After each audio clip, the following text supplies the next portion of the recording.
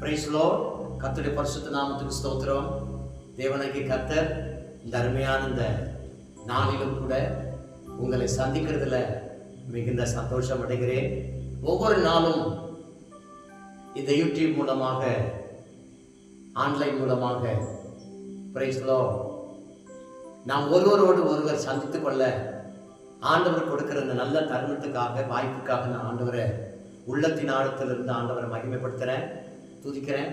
இந்த அருமையான இந்த நாளிலும் கூட தேவனுடைய வார்த்தையை பிரைஸ் லார்ட் நீங்கள் கேட்க போறீங்க. தேவனுடைய வார்த்தை கேட்டு பிரைஸ் லார்ட் தொடர்ந்து நாம் ஜெபிக்க போகிறோம். Price Lord. கீழ்ப்படிதலும் கீழ்ப்படியாமையும் என்கிற வார்த்தையை தொடர்ந்து ஒவ்வொரு நாளும் நீங்க கேட்டுக்கொண்டு வரீங்க. Praise Lord. ஒவ்வொருவரும் கீழ்ப்படிந்தால் ஆசீர்வதிக்கப்படுவோம். கீழ்ப்படியாமல் பிள்ளைகளாக நாம் போகும்போது சபிக்கப்பட்ட சாபமான நிலைமையில நாம் மாறிவிடுகிறோம். ஆகையால் இந்த வார்த்தை கேட்கிற பிரியமானவர்களே, நீங்க யாரா இருந்தாலும் சரி, நீங்க எந்த இடத்துல இருந்தாலும் சரி, எந்த ஊர்ல இருந்தாலும் சரி, கர்த்தருக்கு ஸ்தோத்திரம். தேவனுடைய வார்த்தை உங்களை தேடி வருகிறது என்று சொன்னால் உங்களுடைய நலனுக்காகவும் உங்களுடைய பிரயோஜனத்துக்காகவும் ஆண்டவர் கொடுக்கிறார் என்பதை நீங்கள் அறிந்து ஏற்றுக்கொள்ளுங்கள். Praise Lord. ஒருவர் இந்த பூமியில ஆசீர்வதிக்கப்பட்டிருக்க வேண்டும் என்று சொன்னால் எல்லா வகையிலும் எல்லா சூழ்நிலையிலும் கீழ்ப்படிய வேண்டும். ஹல்லேலூயா. கீழ்ப்படியும் போது ஆசீர்வாதத்தை பெற்றுக்கொள்ளுவோம். ஆமென். ஹல்லேலூயா. ஒவ்வொரு நாளும் கீழ்ப்படிதலும் கீழ்ப்படியாமையும் குறிச்ச வார்த்தைகள் நாம் கேட்டு வரோம். ஒவ்வொரு நாளும் ஒவ்வொரு நபர்களை குறித்து நாம் பார்க்கிறோம். கீழ்ப்படுகிறவங்களை குறிச்சும் கீழ்ப்படியாதவங்களை குறிச்சும் நாம் பார்த்து கொண்டு வருகிறோம். கீழ்ப்படுகிறவர்கள் எவ்விதமாய் ஆசீர்வதிக்கப்படுகிறார்கள், கீழ்ப்படியாதவர்கள் எவ்வளவு சபிக்கப்பட்ட நிலைமையில மாறி போகிறார்கள் என்பதை நாம் தேவனுடைய வார்த்தை கேட்டுக்கொண்டு வருகிறோம். கவனமா கேளுங்க. இது சாதாரணமான வார்த்தை அல்ல. நீங்கள் ஆசீர்வாதத்தை பெற்றுக்கொள்வதற்குரிய வார்த்தை. இந்த வார்த்தையை நீங்கள் பெற்று கேட்டு அடைந்து அந்த வார்த்தையின்படி நடங்க. ஆண்டவர் உங்களை ஆசீர்வதிப்பார். இந்த புதிய நாளிலும் கூட இன்றைக்கு ஒரு வார்த்தை நாம் கேட்க போகிறோம். உபாகமத்தின் புத்தகம் 11ஆம் அதிகாரம் 26ஆம் வசனத்திலிருந்து 28ஆம் வசனம் வரையிலும் இப்பொழுது நாம் வாசிக்க கேட்போம். கவனிங்க. இதோ இன்று நான் உங்களுக்கு முன்பாக ஆசீர்வாதத்தையும் சாபத்தையும் வைக்கிறேன். இன்று நான் உங்களுக்கு கற்பிக்கிற உங்கள் தேவனாகிய கர்த்தரின் கற்பனைகளுக்கு கீழ்ப்படிந்தீர்களானால் ஆசீர்வாதமும், உங்கள் தேவனாகிய கர்த்தரின் கற்பனைகளுக்கு கீழ்ப்படியாமல் இன்று நான் உங்களுக்கு விதிக்கிற வழியை விட்டு விலகி நீங்கள் அறியாத வேறே தேவர்களை பின்பற்றுவீர்களானால் சாபமும் வரும். இந்த ரெண்டு வார்த்தையில எவ்வளவு ஒரு விளக்கமாய் நல்ல ஒரு வார்த்தை நமக்கு வருது பாருங்க. கீழ்ப்படிந்தால் ஆசீர்வாதமும், கீழ்ப்படியாமல் போனால் சாபமும் வரும் என்று அழகாய் நமக்கு எச்சரித்து நமக்கு விலக்கி காண்பிக்கிற ஒரு நல்ல வார்த்தையாக இதுல பார்க்கிறோம். ஹல்லேலூயா. கீழ்ப்படியும் போது ஆசீர்வாதங்கள் உண்டாகிறது. கீழ்ப்படியாம சொல்ற பேச்சு கேட்காம போகும்போது சாபத்துக்குரிய சபிக்கப்பட்ட நிலைமையில நாம் மாறிவிடுகிறோம்.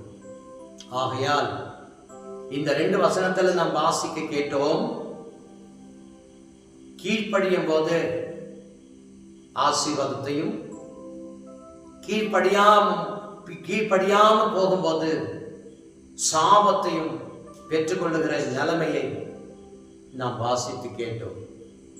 பிரியமானவர்களே, கீழ்ப்படிந்தால் ஆசீர்வாதம், கீழ்ப்படியாது போனால் சாபம். இந்த வார்த்தை எவ்வளோ இனிமையா, ஆசீர்வாதமா, எச்சரிப்பா கேட்டுக்கொண்டு வரீங்க. உங்க வாழ்க்கையில நீங்க இந்த சமுதாயத்துல நீங்கள் ஆசீர்வதிக்கப்பட்டிருக்க வேண்டும் என்று சொன்னார், உங்க குடும்பத்துல நீங்கள் ஆசீர்வாதமா இருக்க வேண்டும் என்று சொன்னார், நீங்கள் செய்கிற தொழில, நீங்க செய்கிற வியாபாரத்துல, நீங்க செய்கிற வேலை ஸ்தலத்துல நீங்கள் ஆசீர்வதிக்கப்பட்டிருக்க வேண்டும் என்று சொன்னால் எல்லாவற்றிலையும் நீங்கள் கீழ்ப்படிதலை கற்றுக்கொண்டு கீழ்ப்படிதல் உள்ள பிள்ளைகளை நீங்கள் வாழும்போது ஆசீர்வதிக்கப்பட்டிருப்பீர்கள். ஹல்லேலூயா, ஹல்லேலூயா. அதனாலதான் நேற்று தினத்துல ஒரு வார்த்தையை நான் உங்களுக்கு ஞாபகப்படுத்தி சொன்னேன். உபாகமத்தின் புத்தகம் 28ஆம் அதிகாரத்துல 1-14 முடிய கீழ்ப்படுகிறவங்களுக்கு, சொல்ற பேச்ச கேட்டு செவி கொடுத்து வாழறவங்களுக்கு ஆசீர்வாதமும், 15ஆம் வசனத்திலிருந்து அந்த அதிகாரம் முடிகிற வரையிலும் வாசிக்கும் போது கீழ்ப்படியாம போகும்போது அதுல எவ்வளவு சாபங்கள் வருகிறது என்பதையும் நான் உங்களுக்கு விவரித்து சொன்னேன், வெளிப்படுத்தி காட்டினேன். பிரியமானவர்களே, தேவனுடைய வார்த்தைக்கு நாம் கீழ்ப்படிந்து செவி கொடுத்து வாழும்போது ஆசீர்வதிக்கப்படுவோம். தேவனுடைய வார்த்தைக்கு செவி கொடுக்காம, இது என்ன வார்த்தை, அவர் என்ன சொல்றது, நான் என்ன கேட்கறது, நான் நடக்கிறத தான் நடப்பேன், என்னை யாரும் மாற்ற முடியாது அப்படின்ற கீழ்ப்படியாமின் பிள்ளைகளைப் போல நீங்கள் உங்களை மாற்றிக்கொள்ளாமல் இருப்பீர்கள் என்று சொன்னால் சாபமான நிலைமையில அப்படியே தான் இருக்கட்டும். ஹல்லேலூயா. இங்க ஒரு 2 நபர்களை இன்றைக்கு நான் உங்களுக்கு சொல்ல போகிறேன். ஹல்லேலூயா. நேற்று தினத்துல நான் உங்களுக்கு தேவனையும் சவுலையும் ஆதாமையும் உங்களுக்கு வெளிப்படுத்தி காட்டினேன். தேவனையும் சவுலையும். தேவன் எல்லாவற்றிலையும் அவர் கீழ்ப்படிந்தவராகி அவர் நமக்கு அந்த கீழ்ப்படிதலை கற்றுக் கொடுத்தார். சவுல் கீழ்ப்படியாமல் ஒரு நபராய் ஆகி தன்னுடைய சாணத்தை இழந்து போனார். இன்றைக்கும் ஒரு 2 நபர் குறித்து நான் சொல்ல போறேன். ஆதியாகமத்தின் புத்தகம் 12ஆம் அதிகாரம் 1-4 வசனங்களை வாசிக்கும் போது ஆபிரகாமை தேவன் அழைக்கிறார். தேசத்திலிருந்து, குடும்பத்திலிருந்து, இனத்திலிருந்து, தன்னுடைய சூழ்நிலையிலிருந்து ஆபிரகாமை அழைக்கிறார். அழைக்கும் போது நான் உனக்கு காண்பிக்கும் தேசத்துக்கு புறப்பட்டு போ என்று சொன்னார்.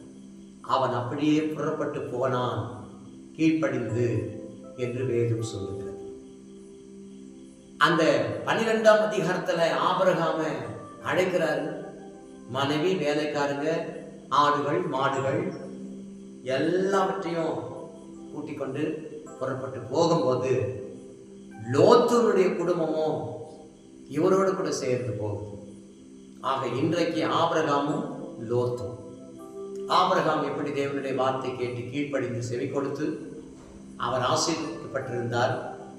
லோத்து எப்படி கீழ்ப்படியாம தன்னுடைய இஷ்டம் போல இடங்களை தேர்வெடுத்து தெரிந்து கொண்டு தனக்கு இஷ்டமான ஒரு வாழ்வையும் இடத்தையும் அவர் தேடி போனதுனால ஒரு சபிக்கப்பட்ட ஒரு வாழ்க்கையும் சபிக்கப்பட்ட ஒரு பிள்ளைகளுமாய் அவர் ஜீவித்து போனார். ஒன்றத்துக்கு பிரயோஜனம் இல்லாதவனார். அதனால ஆபிரகாமும் லோத்தும், ஆபிரகாமை குறித்து பார்க்கும் போது 12ஆம் அதிகாரத்துல தேவன் சொன்ன போது, அழைத்த போது அவன் அப்படியே கீழ்ப்படிந்து வந்து புறப்பட்டு போனான். ஹல்லேலூயா. கர்த்தருடைய பரிசுத்த நாமத்துக்கு ஸ்தோத்திரம். ஆதியாகமத்தின் புத்தகம் 22ஆம் அதிகாரம் 18ஆம் வசனத்துல வாசிக்கும் போது பிள்ளையை கொடுத்து அந்த ஒரே பிள்ளைய தகன பலி கொடுக்க சொல்றார். அப்ப அவன் அப்படியே ஆண்டவர் சொன்னதை கேட்டு தனக்கு கொடுத்த பிள்ளைய தகன பலி செலுத்தும்படியாய் புறப்பட்டு போனான். அந்த நேரத்துல ஆபிரகாமை குறித்து சொல்லப்பட்ட ஒரு வார்த்தை என்று சொன்னான், நீ என் சொல்லுக்கு கீழ்ப்படிந்து அப்படியே செய்ய நீ முன் வந்ததனால சகல ஜாதிகளில உன் வம்சம் சந்ததி ஆசீர்வதிக்கப்பட்டிருக்கும் என்று சொல்கிறார். ஆபிரகாம தேவன் சொல்றார் பாருங்க, நீ என் சொல்லுக்கு கீழ்ப்படிந்து அப்படின்னார். சகல ஜாதிகளும் ஜனங்களும் உன் மூலமாய் ஆசீர்வதிக்கப்படும் என்று சொல். எவ்வளவு பெரிய ஆசீர்வாதம் பாருங்க. ஆதியாகமத்தின் புத்தகம் 26ஆம் அதிகாரம் 4ஆம் வசனத்துல வாசிக்கும் போது ஆபிரகாமுடைய மகன் ஈசாக்குக்கு இந்த வார்த்தையை சொல்றார், உன்னுடைய தகப்பன் என்னுடைய சொல்லுக்கு கீழ்ப்படிந்தவராய் அவர் நடந்தார், அவரை நான் ஆசீர்வதித்தேன் என்று தன்னுடைய மகனுக்கு சொல்றார் ஈசாக்கு. ஆண்டவர் எபிரேயருக்கு எழுதின நிருபம் 11ஆம் அதிகாரம் 8ஆம் வசனத்துல வாசிக்கும் போது, இந்த ஆபிரகாம் அழைத்த போது அவர் அப்படியே கீழ்ப்படிந்து வந்து ஆண்டவர் சொன்னதை செய்தார் என்பதை வேதத்தில் நாம் வாசிக்கிறோம். ஹல்லேலூயா. ஆபிரகாம் எல்லாவற்றிலேயும் அவர் கீழ்ப்படிந்து நடந்தார், வாழ்ந்தார், செய்தார்.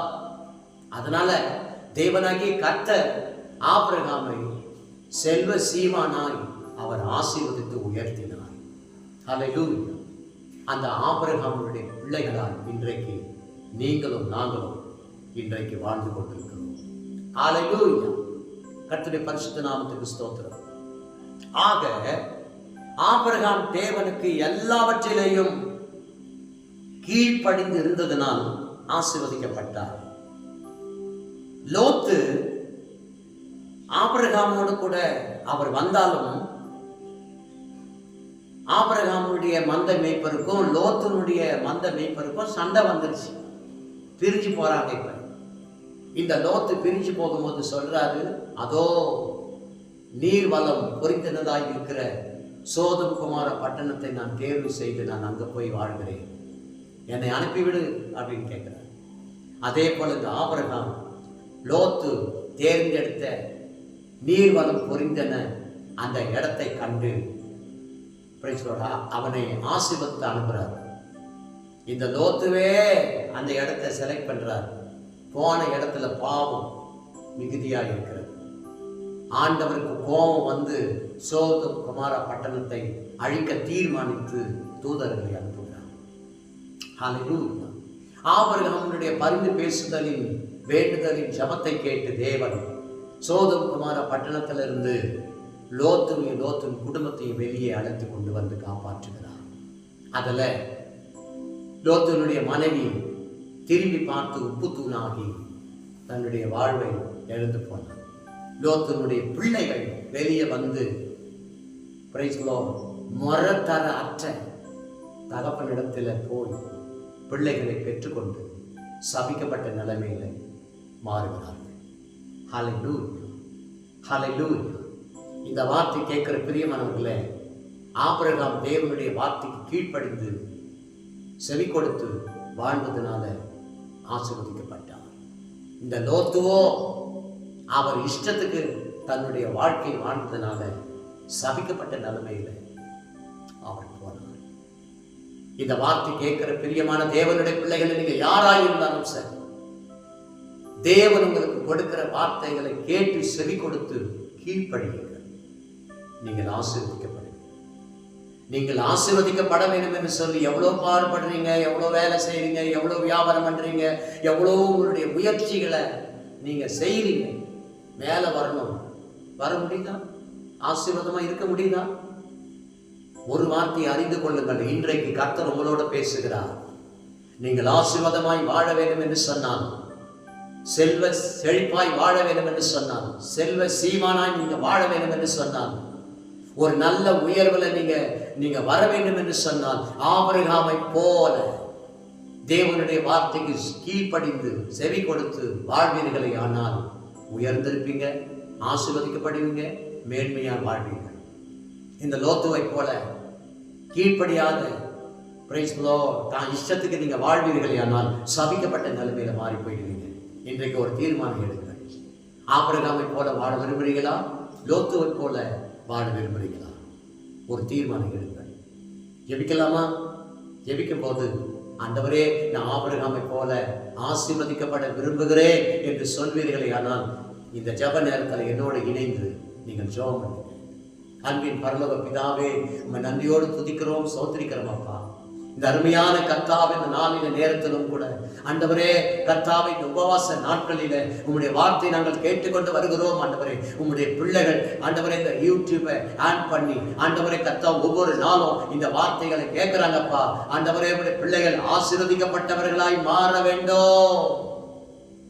சபிக்கப்பட்டவர்களாய் அல்ல, சாபமானவர்களாய் அல்ல, ஆசீர்வதிக்கப்பட்டவர்களாய் வாழ கர்த்தர் ஒவ்வொருக்கும் கிருபை தருவீராக.